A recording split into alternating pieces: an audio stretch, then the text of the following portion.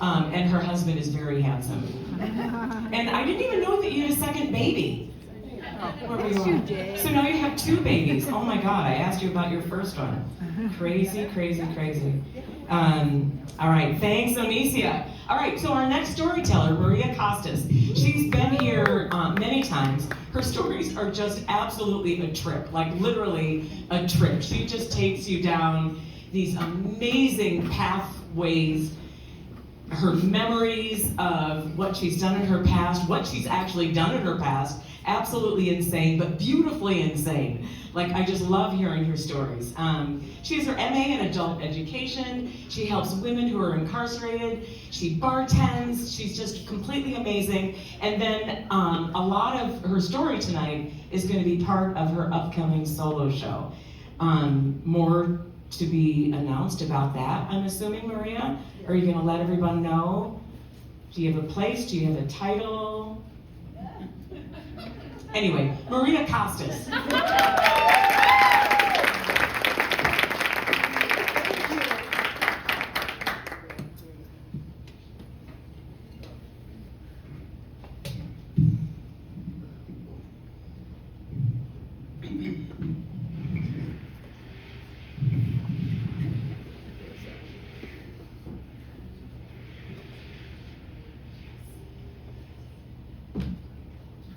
Feet together, engage the knees, tighten the buttocks.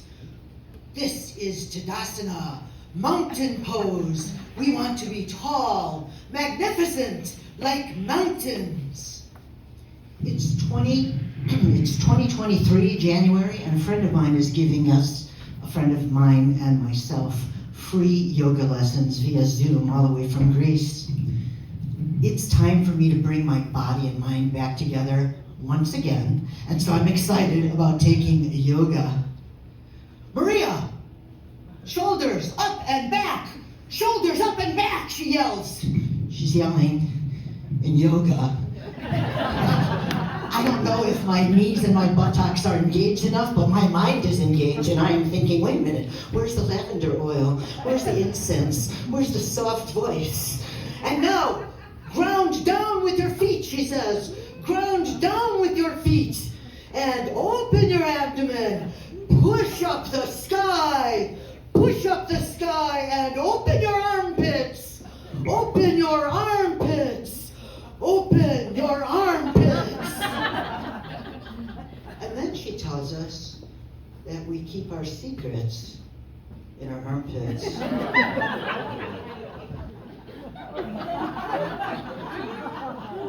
Secrets? In our armpits? Well, how many secrets do they hold? Do they hold just my secrets, or do they hold the secrets of our friends, too? And do they fall out, or do we have to pull them out? Open those armpits and let your secrets out!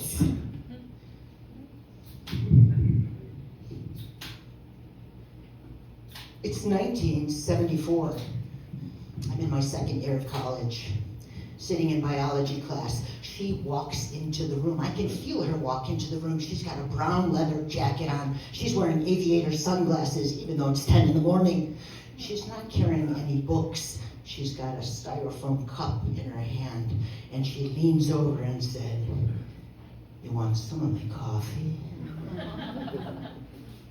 I'm thinking to myself, why? Why, if I have enjoyed food and beverage with my boyfriend, why do I want to say, yeah, I want some coffee?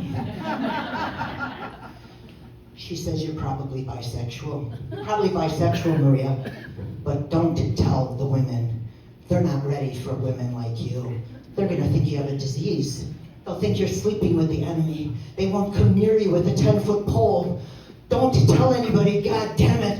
Just keep it a damn secret. She was wrong about that.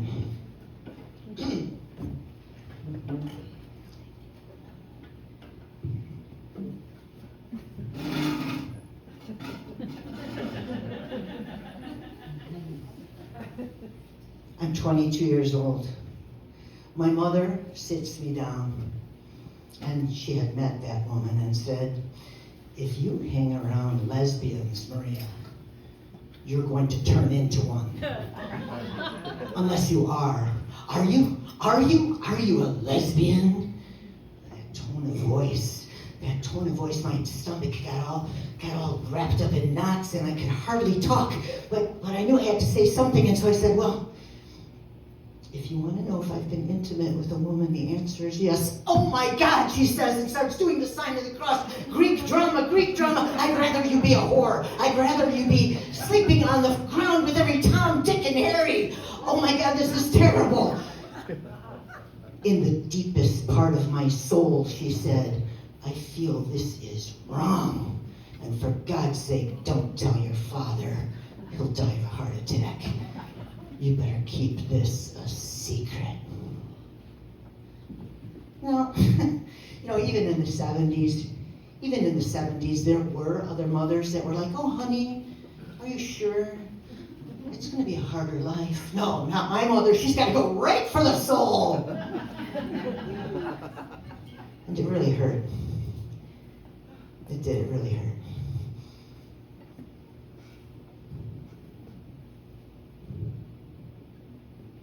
It's 1981. I am working at one of the Chicago's hot new lesbian bars, the Swan Club. And I am working full-time. I'm the full-time bartender. I work 5 nights a week, 9 hours a day, and I love it. And I am good at my job. I've got the whole bar. And I am like the Siri of the 80s.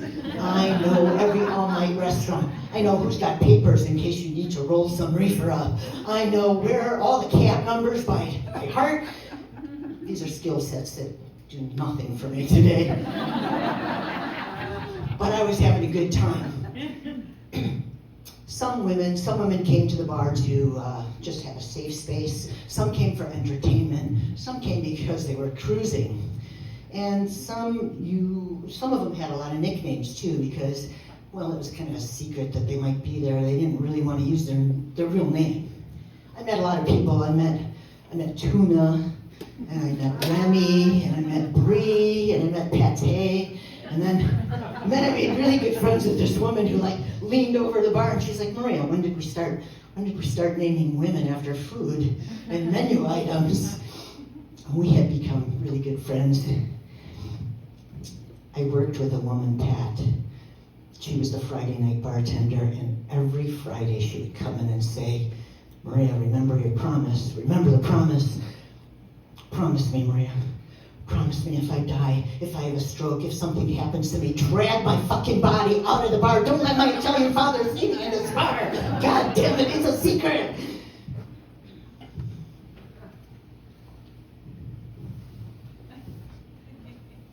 Open those armpits. We are only as sick as our secrets. Let the secrets out. We're only as sick as our secrets. We're only as sick as our secrets. You see, I had a secret too. When I was working at that bar, I worked there 9 hours a day, and I went in and I drank. I drank from the minute I went in till the minute I left, and then I went out drinking until 7 in the morning, and then the next day we did it all again. And I did a lot of drugs too, because I was in pain. I had my own pain, and then I felt everyone else's pain. And a lot of women were carrying a lot of pain. Love likes to be expressed, and I couldn't express my love. And I had been taught to push down that anger. I wasn't taught that I could let it out. And so I just drank more and took more drugs and drank more and took more drugs. Well, you don't have to be clairvoyant to know that I ended up in recovery. We're only as sick as our secrets, they said. Well, I stayed there. I stayed there for about 9 years. And then I'll tell you another little secret. I didn't buy it. I just didn't buy it. That whole business about being an alcoholic, and once an alcoholic, always an alcoholic. And I'm not saying there aren't any real alcoholics. You make your own judgment about that. I'm only talking about me. I didn't buy it because I felt like, no.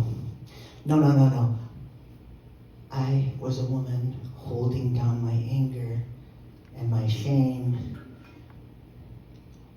was not an alcoholic. I was just a woman who didn't know how to love herself. And so I stepped out. I stepped out of those meetings.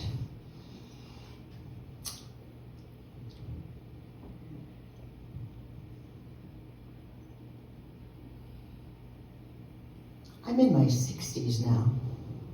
Oops, there's one more. Oh. Well, I'm not proud, but I'll tell you. I had an affair with a man. No, it was more than an affair. It was 10 years. It was a relationship. It was a relationship. We went on vacations together. We ran a business together. We were together 5 nights a week. This was not an affair. I was a secret to his family. But my whole family knew. My whole family knew, and my mother was so happy. She'd rather I be with a married man than to be with a single lesbian. I'm pushing 70. Yikes. I have done the Marie Kondo on my secrets. I pulled out this one and I said, do I need this?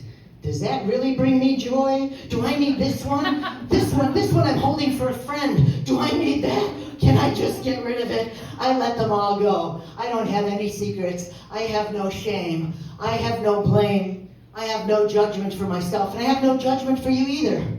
Well, maybe you. Well, I am human, but today, I'm standing tall. And there are many paths to the mountain. I took my path and I'm standing tall, magnificent, like a mountain, to Dasna. Thank you.